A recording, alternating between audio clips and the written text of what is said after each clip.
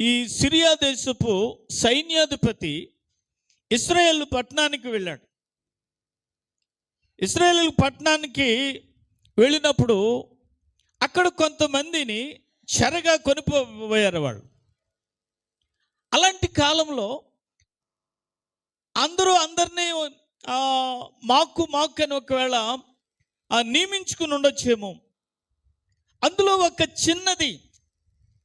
ఒక చిన్న కుమార్తెను ఈ సైన్యాధిపతి ఆలోచించి, ఈ కుమార్తెను మా ఇంటికి తీసుకుని వెళ్తే నా భార్యకు, వాక్యంలో ఉంటుంది, పరిచర్య చేయడానికి, తన అవసరాలు తీర్చడానికి, తనకు అక్కరలు తీర్చడానికి, ఒకవేళ నేను డ్యూటీ పరంగా ఉద్యోగపరంగా బయటకు వెళ్తున్నప్పుడు నా భార్యకు సహకారిగా ఉంటుందనే ఉద్దేశంతో ఆ చిన్న కుమార్తెను ఆ ఇంటికి తీసుకుని వచ్చారు. సాధారణంగా ఎవరైనా ఒక వ్యక్తి కావాలనుకున్నప్పుడు కొంచెం బలంగా ఉన్న వాళ్ళని, అన్ని పనులు చేయగలిగిన వ్యక్తులను కావాలని తీసుకుంటారు. కానీ ఈ చిన్న కుమార్తె ఎందుకు ఆ ఇంటికి పంపబడింది అనేది మనం ఆలోచిస్తే, ఎందుకు అతడు ఆ చిన్న కుమార్తె మీద మనస్సు కలిగి ఉన్నాడని మనం ఆలోచిస్తే, ఆ ఇంట్లో ఉంటుంది, బాగానే చక్కటి భోజనం పెడుతున్నారు, ప్రేమగా చూస్తూ ఉన్నారు. ఆ కుమార్తెలో కొంచెం వ్యాధి ఉండిపోయింది, ఆ ఇంటికి దూరం అయిపోయింది, వాళ్ళ కుటుంబాలకు దూరం అయిపోయింది. అమ్మ కనబడ్డలేదు, నాన్న కనబడ్డలేదు, తన ఊరి వారు ఎవరు కనిపించడం లేదు. అయినను తన పని అంతా పూర్తి చేసుకుని ఏదో తనకిచ్చిన చోట్లో తల వంచి మోకరించి, ప్రభా, ఈ ప్రాంతానికి నేను ఎందుకు వచ్చాను తెలీదు, నా బంధువులు, నా కుటుంబీకులు, నాకు కావలసిన వారు ఎవరు లేదు, కానీ నేను ఇక్కడికి వచ్చినా నాకేదీ తక్కువ లేదు, నన్ను చక్కగా చూస్తున్నారయ్యా అని ఆమె ప్రార్థనలో జ్ఞాపకం చేసుకుని పండుకునేది. మరలా ఉదయం తనకు అప్పగించిన పని చేస్తూ ఉండేది. ఇదిలాగును జరుగుతూ ఉన్నప్పుడు ఆ సిరియా దేశపు సైన్యాధిపతి, అన్నీ ఉన్నాయి, వినండి ప్రియ సంగమా, పదవి ఉంది, లేక పరిపాలన ఉంది, ఉద్యోగం ఉంది, గౌరవ మర్యాదలు ఉన్నాయి, ధనం ఉంది, నగలు ఉన్నాయి, నట్ర ఉన్నది, పని వాళ్ళు ఉన్నారు, పలకరించే వాళ్ళు ఉన్నారు. అతను దారిని వెళ్తుంటే ఆయన కాన్వాయ్ ఎంత బృందాతనంగా ఉండేదంటే, ముందు చెప్పాను కదా, అలాంటి ఉద్యోగం నా కుమారునికుంటే బాగుండని తల్లిదండ్రులు అనుకుంటూ ఉండేవారు. అలాంటి ఘనత నా కుటుంబంలో కలిగి ఉంటే బాగుండని అనుకుంటూ ఉండేవారు. బాగానే ఉంది వారి జీవితాలు జరుగుతున్నాయి. కొన్ని దినాలు గడిచినప్పుడు ఆ వాక్యంలో ఆయనను కూర్చుంటే, అతడు బలవంతుడు, శౌర్యము కలిగిన వాడు, అధికారము కలిగిన వాడు, కానీ అన్నీ ఉన్నాయి ఇంట్లో. ఆ వ్యక్తిలో మాత్రం ఒక తీరని లోటు, శరీర బలహీనత కలిగిపోయింది. ఏమని వాక్యంలో ఉంటుందంటే, కుష్ఠరోగము. ఎవరితో చెప్పలేకపోతున్నాడు. భార్యకు తెలుసు, ఎన్నో విధాలుగా ప్రయత్నం చేస్తూ వచ్చింది, ఎన్నో విధాలుగా. ఎవరు ఎక్కడ మంచి వైద్యుడు ఉన్నాడంటే, ఎవరు తెలిసిన వాళ్ళు ఉన్నారంటే వాళ్ళ దగ్గరికి వెళ్ళి ఆ మెడిసిన్, ఆ వైద్యం తన శరీరానికి అందిస్తూ వచ్చింది. కానీ ఏమాత్రము ఆరోగ్యం లేదు. ఆ ఇంటి దగ్గర పనిచేసి ఆ చిన్నది, ఇజ్రాయిల్ చిన్నది, చెప్పిన ప్రతి మాట వింటూ ఉంది. ఒక్కొక్కసారి ఎక్కడో ఎవరో చెప్తే కొంచెం ఆకు తెచ్చిస్తే, అమ్మ ఇది బయట నూరుకుని తీసుకురమ్మంటే నూరుకుని వచ్చేది. ఎవరో కొన్ని కాయలు పళ్ళు తెచ్చి ఇచ్చి ఆ యజమానురాలు చెప్పేది, అమ్మ దీన్ని మెత్తగా చేసి పెట్టరామంటే ఇలా చక్కగా చేసేది. ఎందుకో తెలిసేది కాదు. ఒకసారి గమనించింది, అన్నీ ఉన్నాయి, వాళ్ళ మొక్కల్లో సంతోషం లేదు, అన్నీ ఉన్నాయి, వాళ్ళ కుటుంబంలో సమాధానం కనపడడం లేదు. చొరవ చేసింది ఆ కుమార్తె. అమ్మ ఏంటి, ఎందుకు ఇటీవల కొంచెం మీలో కానీ మన తండ్రి గారిలో కానీ ఆ సంతోషం కనబడలేదు, ఎందరికో ధైర్యాన్ని ఇస్తున్నారు, ఈ రాజ్యాన్ని చక్కగా వారి యొక్క చాకచక్యంతో పరిపాలన చేస్తూ ఉన్నారు, ఆ సామ్రాజ్యాన్ని చక్కగా కాపాడుతూ ఉన్నారు కదా, ఏంటి అని చెప్తే, అమ్మ నీకెందుకని అన్నదేమో కొన్ని దినాలు ఆ యజమానురాలు. కానీ తరచుగా ఈ కుమార్తె అడుగుతూ ఉండేది. ఒకసారి చెప్పింది వెంటనే ఆ కుమార్తె చెప్పిన మంచి మాట ఏంటో తెలుసా? చిన్నది.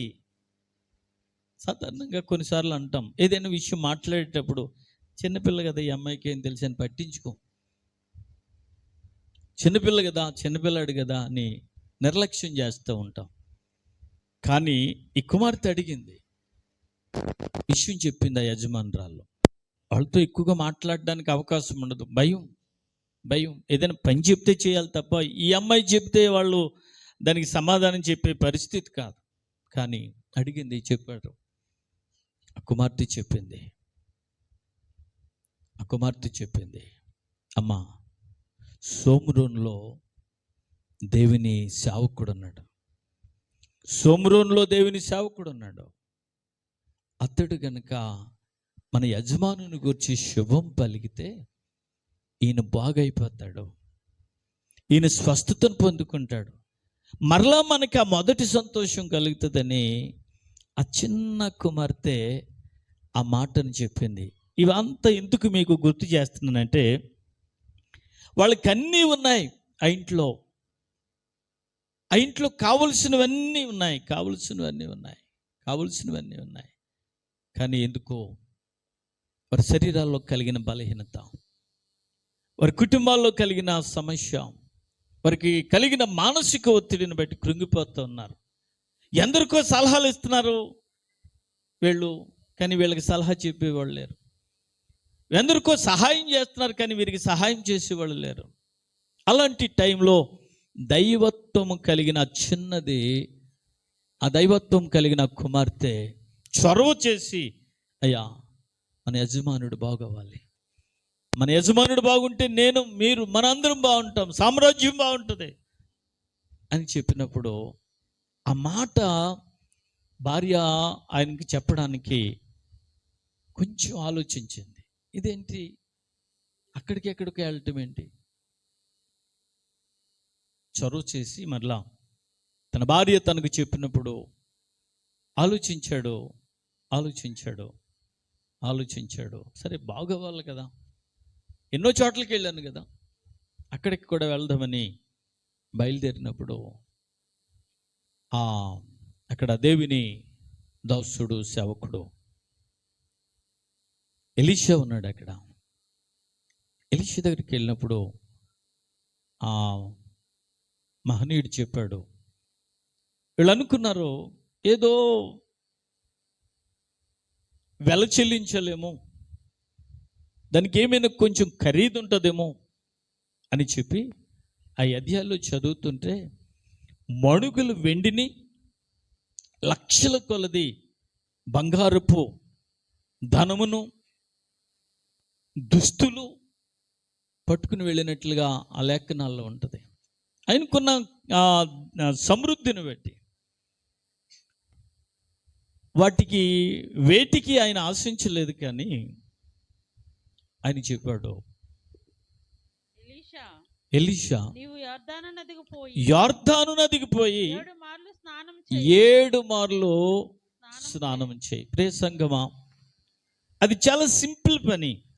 కానీ ఆయన అనుకున్నాడు, నాకు ఏదో పని చెప్తారేమో, ఏదో ఇంత ఖర్చు అవుతుంది, ఇంత ఖరీదు అవుతుంది, లేకపోతే పలానా చోటుకి వెళ్దామంటే వెంటనే వెళ్దాం అనుకున్నాను. కానీ ఏంటి, మన ప్రాంతంలో ఎన్నో నదులు ఉన్నాయి కదా, ఎన్నో సముద్రాలు ఉన్నాయి కదా, ఆ మృత సముద్రంలో నన్ను మునగమంటున్నాడు ఏంటి? చాలా నొచ్చుకున్నాడట ఆయన, ఇష్టపడలేదట. మరలా భార్య బ్రతిమలాడింది, అయ్యా, మీరు మీ బాగు కంటే కావలసింది ఏముంది? ఆయన ఏమైనా వెల చెల్లించమనలేదు కదా, వెళ్దాం, పర్వాలేదు, నేను కూడా వస్తాను, మన సైన్యం ఉంది, వెళ్దాం. ఆయన బ్రతిమలాడి ఆ మనసును ఒప్పింపచేసి ఆ నది దగ్గరికి తీసుకుని వెళ్ళిన తర్వాత ఆ కుమార్తె కూడా, వినండి, ఆ ఆ కుమార్తె అక్కడ బ్రతుకుతుంది, పోషింపబడతా ఉంది. ఆ కుమార్తెకున్న నమ్మకం ఏంటో తెలుసా? సేవకుడు చెబితే నా యజమానుడు బాగవుతాడు. విశ్వాసం, కొంచెం విశ్వాసం. చిన్న కుమార్తె చెప్పిన మాట. ఒకవేళ పొరపాటుని ఆ దైవజనుడు చెప్పాడు ఎలీషా, ఆ ప్రకారంగానే 7 మార్లు మునుగుతాడు ఆ సైన్యాధిపతి. ఆ మునిగిన తర్వాత గనక ఒకవేళ అతనికి బాగనేది కనిపించకపోతే ఆ కుమార్తెకి ఎన్ని సమస్యలు ఎదురైపోతాయి, ఎన్ని ఆటంకాలు ఎదురైపోతాయి, ఎన్ని కష్టాలు ఆ కుమార్తెకు కలిగిపోతాయి. వినండి ప్రియ సంగమా, ఆ చిన్న కుమార్తె ఆ ప్రభువును కలిగిన ఆ ప్రభు యొక్క ప్రేమను ఎరిగి దేవుని యొక్క కార్యముల యొక్క రుచిని చూచిన కుమార్తె ధైర్యముతో ఆ యజమానుని బాగు చేయడానికి చొరవ చేసినట్లుగా చూస్తున్నాం. ఇకపోతే ఆ నదికి వెళ్ళాడు. ప్రతిసారి మునిగినప్పుడు శరీరాన్ని చూస్తున్నాడు. కొంచెమైనా బాగోవేనా, కొంచెమైనా మార్పు కలిగిందా, కొంచెమైనా స్వస్థత కలిగిందా? లేదు లేదు లేదు. రెండోసారి చూశాడు, మూడోసారి చూశాడు, నాలుగోసారి చూశాడు, ఐదోసారి కూడా చూశాడు. ఎక్కడ కొంచెం కూడా. సాధారణంగా మనకి ఏదైనా బలహీనత కలిగినప్పుడు ఆ మెడిసిన్ వాడుతుంటే మనకి రిప్లై ఎలా ఉంటుందంటే, కొంచెం పర్లేదండి, ఆ మునుపుడి మీద ఈ 2 రోజుల్లో కొంచెం మార్పు కలిగిందనే ఒక మనకి రిజల్ట్ కనబడుతూ ఉంటుంది. కానీ 5 మార్లు మునిగిన ఏమాత్రము మార్పు లేదు. ఆయన కుమిలిపోతున్నాడు.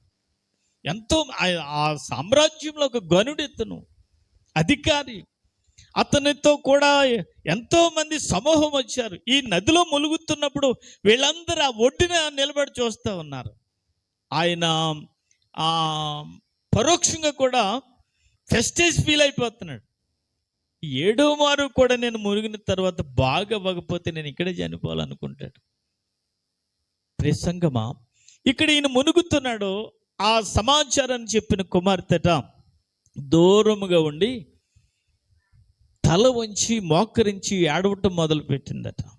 దేవా, నువ్వు గొప్పవాడువని నాకు తెలిసి నేను ఆ మాట చెప్పాను స్వామి.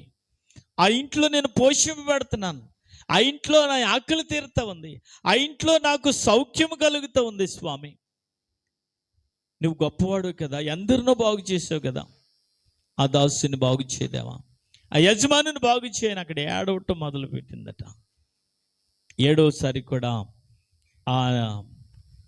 ఆ నదిలో మునిగి లేచేటప్పటికి శరీరం అంతా కూడా పసిపిల్ల దేహం అయిపోయింది. చప్పట్లు కొట్టండి ఒకసారి. ఎప్పుడైతే ఈ కార్యము తన శరీరంలో చూచాడో ఈ సైన్యాధిపతి, భార్య ప్రక్కనే ఉంది, ఆ సైన్యం అంతా అక్కడే ఉంది. ఇప్పుడు మీరు చెప్పాలి, ఆయన ఎవరిని వెతుకుంటాడు? రథాన్ని వెతికాడా, గుర్రాలను వెతికాడా, లేక తన చేతిలో ఉండే గన్నను వెతికాడా, లేకపోతే అతను తను వెనుకున్నటువంటి సమృద్ధిని వెతికాడా? చెప్తారా? ఎవరిని? లేదు. ఆ చిన్నది వెంటనే అడుగుతున్నాడు, అమ్మాయి ఎక్కడుంది? మంచి అయినా వెంటనే ఆమెనే వెతుకును, చెడైనా ఆమెనే వెతుకును. వెంటనే వెతికేటప్పటికి వీళ్ళందరూ వెనక్కి తిరిగి చూస్తే ఏడుస్తూ మోకరించి దేవునికి మొరపెడతా ఉంది. హల్లెలూయా. పరిగెత్తుకుని ఆ అమ్మాయి దగ్గరికి వచ్చి కౌగిలించుకుని ముద్దు పెట్టుకుని, అమ్మా, నీవే మా ఇంటిలో ఉండకపోతే, నీ నుంచే ఈ చక్కటి సమాచారాన్ని మేము వినకపోతే నేనేమైపోదును, నా పరిస్థితి ఏమైపోయాను, నా ఆరోగ్యం ఏమైపోయాను, నా కుటుంబం ఏమైపోయాను, నేను ఒక్కడిని లేకపోతే నా కుటుంబం అంతా కూడా దేనస్థితికి వచ్చిండ్రా. నీ ఒక్క మాట, వ్యక్తి చిన్న వ్యక్తే కానీ గొప్ప దేవునిని ఆ ఇంటికి పరిచయం చేసింది. హల్లెలూయా. ప్రియ సంగమా, ఆ ఇంట్లో బానిసగా తీసుకొచ్చారు ఆ కుమార్తెని, కానీ ఆ కుమార్తెలో ప్రభు ఉన్నాడు, ఆ కుమార్తెలో దైవం ఉన్నది, ఆ కుమార్తెలో దేవుని యొక్క ప్రార్థన ఉన్నది, నిజం ప్రియ సంఘం, ఎందుకు ఈ మాట చెబుతున్నానంటే, నీ ఇంట్లో, నీ కుటుంబంలో, నీ బిడ్డల్లో, నీ యజమానుల్లో దైవత్వం గనుక ఉంటే ప్రతి కీడు నీ నుండి వేరైపోవడానికి కారణం. ప్రతి సమస్య నీలో సఫలతను కలిగించడానికి నీ ఇంట్లో ప్రభువుని గూర్చిన విజ్ఞాపన కావాలి. ఒక చిన్న కుమార్తె ఇచ్చిన చిన్న మాట ఒక ఉన్నతమైనటువంటి వ్యక్తిని సర్వసత్యంలోనికి నడిపించింది, స్వస్థతను కలిగించింది.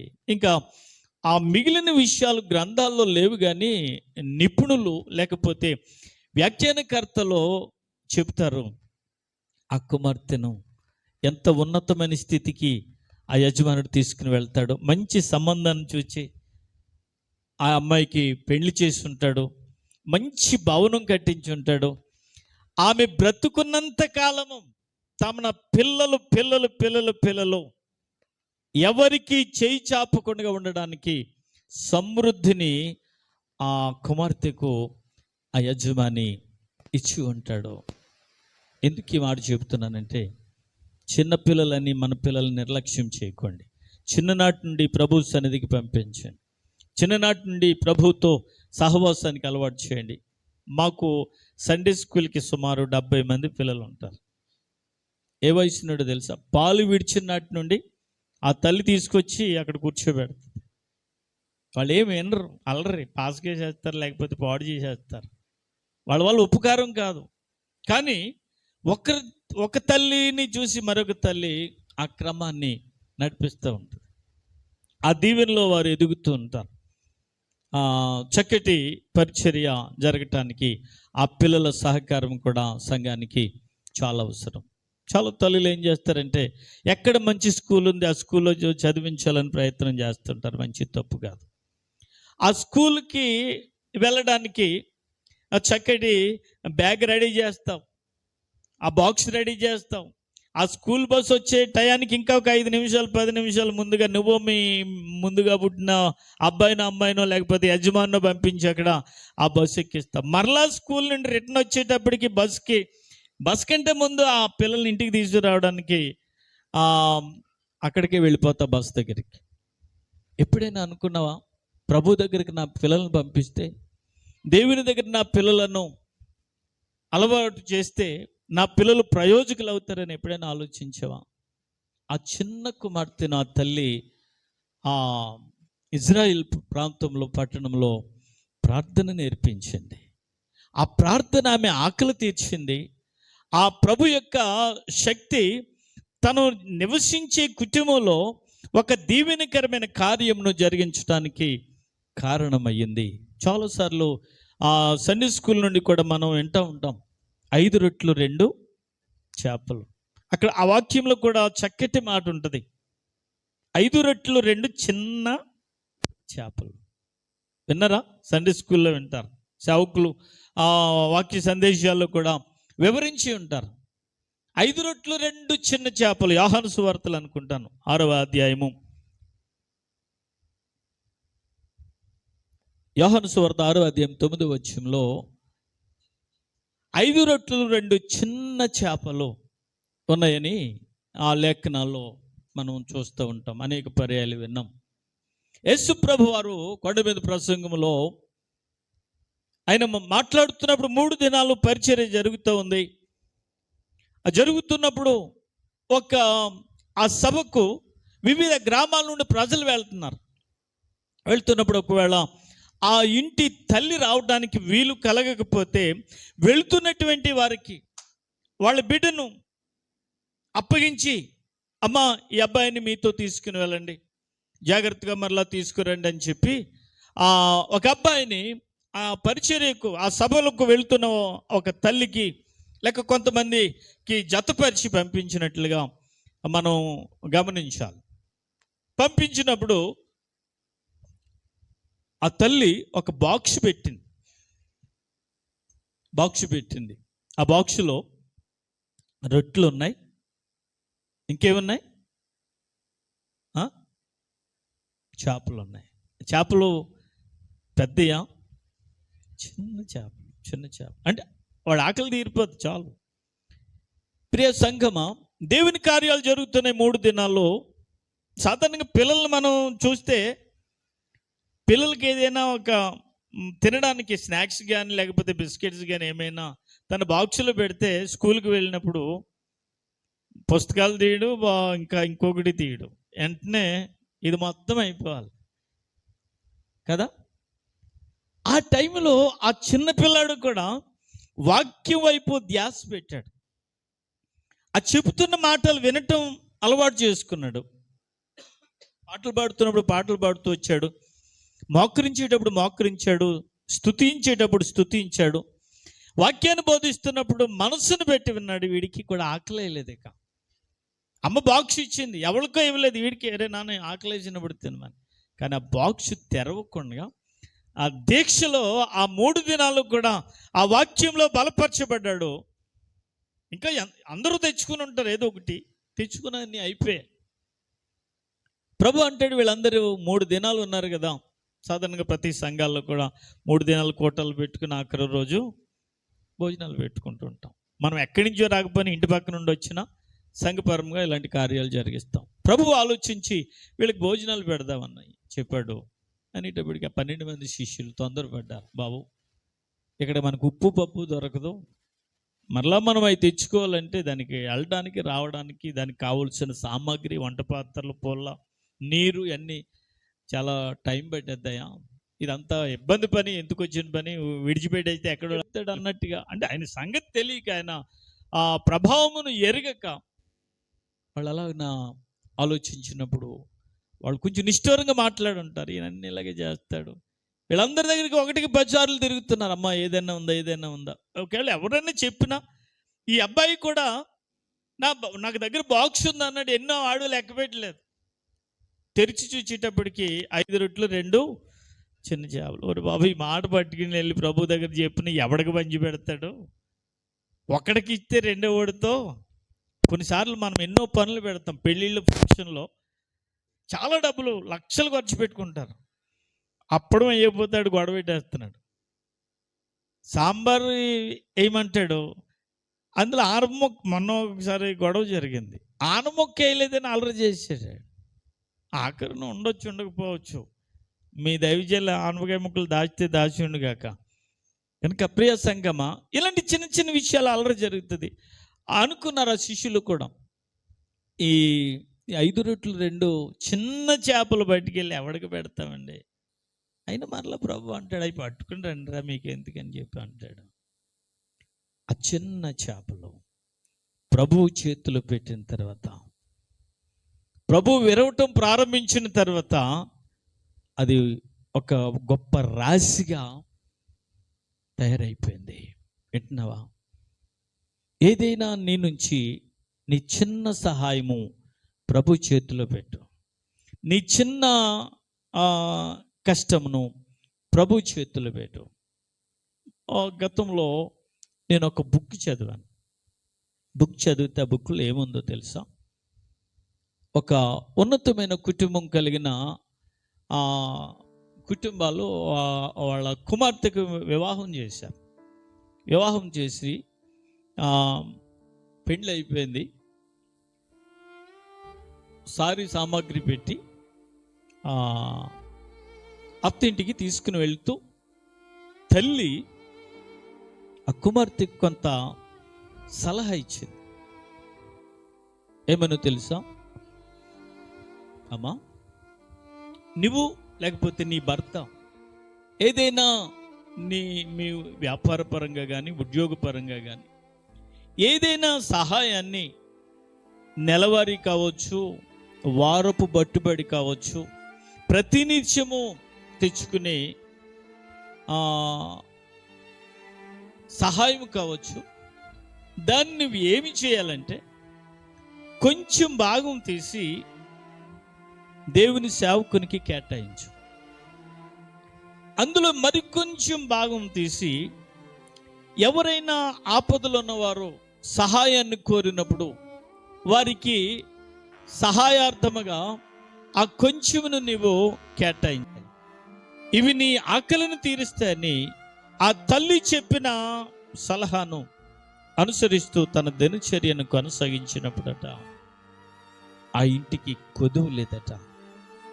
ఈవేళ భర్త పోటాడుతున్నాడు, భార్య పోటాడుతుంది, ఇంట్లో పిల్లలు సహాయం చేస్తున్నారు, కానీ కరెంటు బిల్ టైం వచ్చేటప్పుడు కరెంటు బిల్ కట్టలేకపోతున్నాం.